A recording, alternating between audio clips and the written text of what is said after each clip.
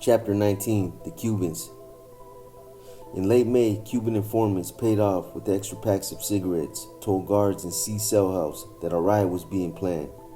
It had been nearly 6 months since the Cubans had destroyed the prisons in Atlanta and Oakdale, and the detainees now realized that the concessions they had won by agreeing a peaceful surrender hadn't improved their lot. They were being held under harrowing conditions in the hothouse. The Immigration and Naturalization Service was going ahead with plans to deport them, and Washington bureaucrats had lost interest in their plight as soon as the riots had ended. The informants claimed their fellow detainees were planning to start trouble sometime during the week of June 12th, when the INS was scheduled to announce the names of the first wave of Cubans to be sent home. This riot was going to be different from the December uprising, the informants warned. A hostage would be executed to draw attention to the Cubans' frustration, anger, and desperation. Guards in the Cuban units were ordered to inspect the locks on each cell door and examine the chains that were wrapped through the doors and cell bars to make certain none had been cut. All keys in the 2 cell houses, except for those that were absolutely essential, were removed, and the keys that were left were split among the guards so that the Cubans would have a difficult time collecting all of them. As the week of June 12th approached, the noisy cell houses grew quieter. Guards noticed that the Cubans cleaned their plates at every meal regardless of what was served. They were obviously hoarding food. On the morning of June 11th, Warden Matthews told his associate wardens that he had decided to implement what he described as a divide and conquer plan. The INS had given them a list of 205 Cubans at the hothouse who were going to be deported.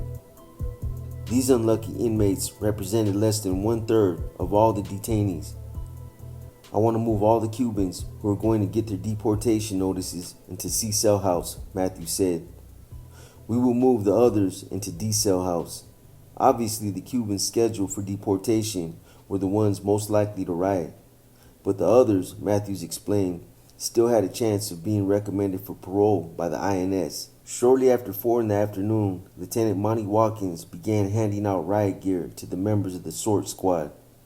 Each man was issued a black helmet that looked like one worn by Darth Vader in Star Wars, a black jumpsuit, and a padded black vest, much like those used by baseball umpires. Associate Warden Connor had told Watkins to keep the SORT team in the basement out of the inmate's sight, but ready to respond within seconds if trouble erupted when the detainees were being shuffled between C and D cell houses. Shortly after midnight, when most of the American convicts were asleep, a special squad began moving Cuban prisoners one by one. The detainee was handcuffed before he was taken from his cell and escorted by a covey of guards to a new cell, either in C or D cell house. None of the Cubans knew at this point why they were being moved, and none of them resisted. By dawn, some 200 had been relocated. Every time you ran down the tier because some Cuban was yelling, in the back of your head you wondered, well, is this it? Is the shitstorm about to kick off? One guard said. But there was no unusual incidents. On June 13, INS officials began notifying the 205 Cubans in C Cell House that their request for asylum had been denied and that they were going to be returned to Cuba. As the INS workers broke the news, guards in D Cell House went from cell to cell, assuring the detainees that they were not on the deportation list. Almost immediately, the mood in D Cell House relaxed. Across the rotunda, however, in C Cell House, the Cubans became sullen.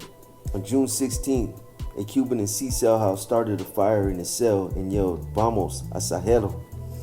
Let's do it." Guards sounded an alarm and raced down the tier. The fire was quickly extinguished, and the Cuban moved into a waiting cell where he was chained in a 4-point position. More than 40 employees, an unusually high number, had responded to the alarm. They had expected other Cubans to join in the ruckus, but none did. The next day, a Friday, Matthews met with his associate wardens and stressed the need to keep the hothouse operating as routinely as possible. "We don't want to take any privileges away from the American convicts or get them upset," he said. "We don't want to be fighting both groups at the same time." That evening, the guards assigned to the prison auditorium reported a record attendance by the U.S. inmates at the nightly movie. The film was Friday the 13th, the final chapter, and whenever the indestructible villain impaled another teenage victim, the inmates cheered. On Saturday morning, June 18th, Associate Warden Connor received word that a handful of Cubans at the penitentiary in Lompoc, California, had tried to instigate a riot.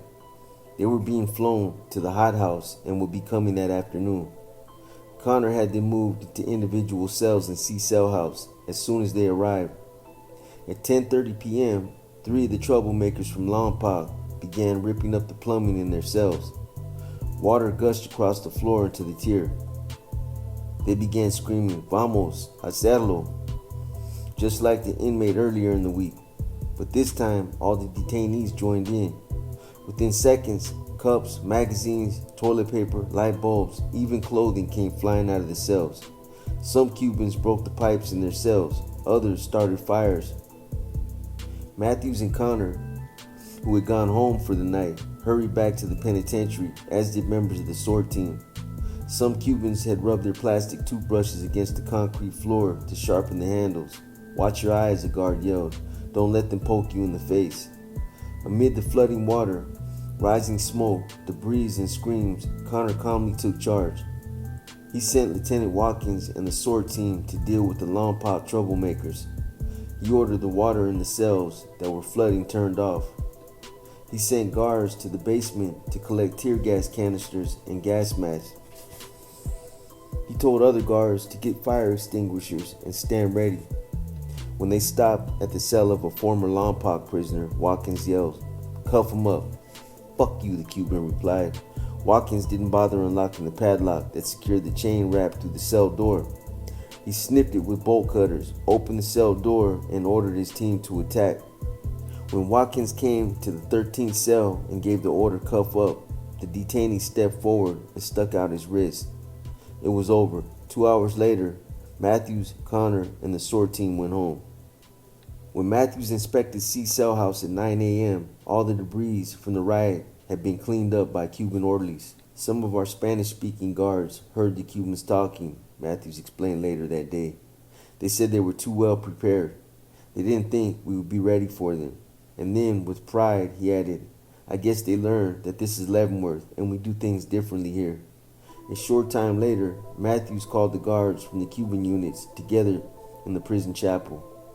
Some were worried they were going to get fired because rumors about staff brutality were circulating through the hothouse. When they arrived at the chapel, they found a table covered with warm apple-filled pastries and coffee. Matthews thanked them for upholding Leavenworth's reputation as a can-do penitentiary and made a point of shaking each man's hand. Unfortunately, Matthews told them, "I'm afraid this was only the first round." Boys, Lieutenant Bill Kindig, recalling the July 31st, 1973 riot at Leavenworth in which Officer Wayne L. Selly was murdered by inmates. "I was the first person to reach Selly. I lifted him up, and when I did, my arm squeezed some of the air out of his chest, and he made a groaning sound. I thought he was still alive and started talking to him and yelling to the other officers to help me. When I realized he was dead, I figured he died in my arms, and it really bothered me. I kept wondering if there was something I should have done to save his life. I had nightmares about it later, me coming up to him, grabbing him being alive, and then dying in my arms. I couldn't sleep because I kept seeing his face. They could have killed any one of us. They didn't have anything against Selly. He was just there, so they stabbed him.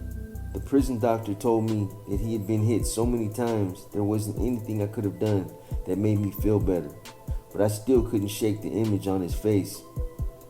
I had his blood on my pants, and the next day when I got up, I wore those bloody pants, even though my wife told me that I shouldn't wear them.